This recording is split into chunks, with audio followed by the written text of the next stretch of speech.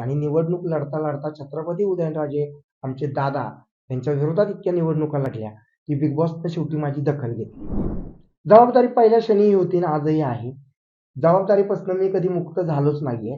जनता मला मतदान करत नाहीये ही जनतेची चूक असं मला वाटतं. कारण आजकालचे नेते त्या अमित शहाच्या इथं चाकरीला गेलेले असताना त्यांचे चाकर जनता होणार का? जनतेला राजा कळत असेल तर राजा आहे अभिजित बिचुकले, जो कुठंच झुकत नाही, जो कुणाच्याच दारात जात नाही, तिकीट मागायला जात नाही आणि एकटा लढतोय, भल्या भल्यांची लढतोय. मला माहिती आहे कला क्षेत्रामध्ये. आणि 23 मे 1996 पासून जो क्षितिज नावाचा जो बालकविता संग्रह प्रकाशित करून 21व्या वर्षी मी काही सुरुवात केली. कविमनाचे नेते म्हणून खूप निवडणुका लढल्या. सामाजिक कार्यामध्ये साताऱ्यामध्ये जाऊन तुम्ही विचारू शकता माझ्या गल्लीपासून दिल्लीपर्यंत मला शक्य होतं तेवढं मी सामाजिक कार्य करत होतो. आणि बिग बॉस मराठीच्या माध्यमातून जो काही मी ठसा उमटवला त्यानं मला हिंदी बिग बॉस मिळाला. आणि हिंदी बिग बॉसच्या संपूर्ण तुम्ही एपिसोड्स पाहिले असतील तिथंही मी माझा ठसा उमटवून आलो. आणि आयडेंटिटी ऑफ सातारा होत असताना जे नाव हळूहळू मिळत गेलं तर कुणी ना कुणी या भारत सरकारच्या आधिपत्याखाली असलेल्या युनिव्हर्सिटीनं आपल्याला डॉक्टरेट देणं ही फार महत्वाची गोष्ट आहे आणि त्यामुळे खूप आनंद वाटतो. तुमचा सुरुवातीचा जो टप्पा होता अतिशय संघर्षाचा होता. आज डॉक्टरेट मिळाले. काय भावना? संघर्षाचा टप्पा 100% होता. कारण मी स्वतः ज्या आदर्शांना मानतो किंवा संस्कारांना मानतो त्यामुळे मी संघर्ष केला असं मला वाटतं. तुम्हाला सगळ्यांना माहिती असेल मी नगरपालिकेमध्ये नोकरीला होतो. इतक्या तरुण वयात नोकरीला लागलो पण ती नोकरी सुद्धा मी धोक्यात आणली कारण मला निवडणुका लढायच्या होत्या. आणि निवडणूक लढता लढता छत्रपती उदयनराजे आमचे दादा यांच्या विरोधात इतक्या निवडणुका लढल्या की बिग बॉसनं शेवटी माझी दखल घेतली की हा माणूस मेंटली स्ट्रॉंग आहे आणि हा माणूस जनतेसाठी खरंच लढतो. तुम्ही बघा आता विविध पक्षांचे नेते या डबक्यातनं त्या डबक्यात उड्या मारतायत पण मी अपक्षच लढतोय, माझा पैसा घालवतोय आणि I am going to convince the peoples to vote for me because I am a very real person. Satara लढणार की नाही? अजून राजेंद्र पण उमेदवारी नाही मिळाली. ह्या गोष्टींवरती तुम्हाला काय संकेत तुम्हाला काय? संकेत देतो मी.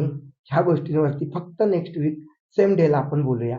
आज तुम्ही माझ्या मुलाखतीसाठी आलात तर त्याबद्दल मी तुमचा आभारी आहे. संपूर्ण मीडिया पर्सन तुमचं प्रेम असंच राहू द्या. येणाऱ्या काळामध्ये आपले चित्रपटही येत आहेत आणि त्याची बातमी करू. आणि लोकसभेची भूमिका कुठल्या मतदारसंघातनं लढणार हे मी तुम्हाला पुढच्या वीक मध्ये बोलावून सांगणार आहे. सन्मानाबरोबर आता तुमची जबाबदारी वाढली आहे. जबाबदारी पहिल्या क्षणी होती आणि आजही आहे. जबाबदारीपासून मी कधी मुक्त झालोच नाहीये. जनता मला मतदान करत नाहीये ही जनतेची चूक असं मला वाटतं. कारण आजकालचे नेते त्या अमित शहाच्या इथं चाकरीला गेलेले असताना त्यांचे चाकर जनता होणार का? जनतेला राजा कळत असेल तर राजा आहे अभिजित बिचुकले, जो कुठंच झुकत नाही, जो कुणाच्याच दारात जात नाही, तिकीट मागायला जात नाही आणि एकटा लढतोय, भल्या भल्यांची लढतोय. मग आदित्य ठाकरे असेल तिथेही मी विरोध केला. आणि त्यांच्या पाठीमागे जनता का जाते? काही लोक शिवाजी महाराजांचं नावच घेत नाहीत तरी त्यांनाच मतदान होतं. अरे जय भवानी जय शिवाजी म्हटल्यानंतर त्या ठिकाणी आमच्यामध्ये ऊर्जा निर्माण होते.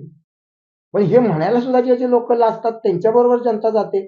तर चला आपण जनतेच्या कलानेही राजकारण करू. शेवटी everything is fair in love and war and I am ready for the war of Lok Sabha 24. तुम्ही डॉक्टर झालात आता डॉक्टर झालात सगळं महाराष्ट्राची राजकीय स्थिती बघून काय वाटतंय आता डॉक्टरची पेशातून बघताना? डॉक्टर की पेशातून बघण्यापेक्षा अभिजित बिचुकलेंच्या नजरेतनं बघितलं ना तर जनता ही आम्हाला मोठं करते. कलाकार असेल, राजकीय नेता असेल, सामाजिक कार्यकर्ता. तर सामाजिक कार्यकर्ता स्वतःच्या मनगटानं होतो जसा मी झालो. पण कवी मी स्वतःच्या मनगटानं झालो. पण जेव्हा मला चित्रपट चालवायचा तर लोकांनी माझा पिक्चर बघितला पाहिजे म्हणजे जनतेशी संबंध आला. जर मला निवडून यायचंय तर मला मतदान त्यांनी केलं पाहिजे. आणि मला जर आता मतदान ते करत नाहीत तर चूक त्यांची, माझी चूक नाहीये. हे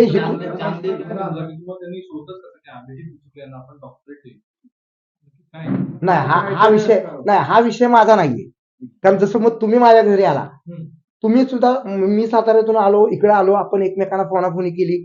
आता आबी पोटे होता त्याने सांगितलं की मी इथं आहे मग तुम्ही माझ्याकडे आला तर त्या पद्धतीने असतं. त्यामुळे अहो ते त्यांचा विषय आहे ना, त्यांनी कसं शोधलं तुम्ही कसं शोधलं मला आता. तुम्ही म्हणताय की जनता तुम्हाला वोट करत नाही ही जनतेची चूक आहे. पण आता डॉक्टरेट मिळाल्यानंतर तुमच्यावर बघण्याचं परसेप्शन चेंज होईल. नाही परसेप्शन जनतेचं प्रेमच आहे. मला तुम्हाला माहिती असेल की आपण इथं रवी धंगेकरांच्या विरोधात निवडणूक जेव्हा लढलो तेव्हा लाईव्ह काहीतरी झालं होतं आणि ती लोक म्हणत होती की आम्ही मतदान तिकडे केलंय पण तुम्ही पुणे सोडायचं नाही. मग इतकं प्रेम आहे, मग ह्याच्यामध्ये कशासाठी मटणं दारू पैसा ह्याच्यावरती मतदान होतं का? म्हणजे डॉक्टर बाबासाहेब आंबेडकर म्हटले होते की मत विकू नका. हेच गोष्ट अजून आमच्या भारतीय जनतेला कळाली नाही का, विशेष करून महाराष्ट्राच्या जनतेला. आणि मग इथले नेतेही विकाऊ झालेत ना. कुणाची तरी धमकी आली की पळून जायचं, कुणाला तरी काय झालं की दिल्लीला पळायचं. म्हणजे इथल्या लोकांनी बघायचं कोणाकडं, आणि इथल्या लोकांनी बघायचं कोणाकडं, तर आजपासूनचे doctor Abhijit Bichukale is here to solve all the problems of the my peoples and my state. तुम्ही मागच्या वेळेस निवडणूक लढवली होती त्यावेळेस धंगेकर होते, परंतु त्यावेळेस नुसते अभिजित बिचुकले होते. आता डॉक्टर अभिजित बिचुकले पुन्हा एकदा पुण्याच्या निवडणुकीत पाहायला मिळेल का?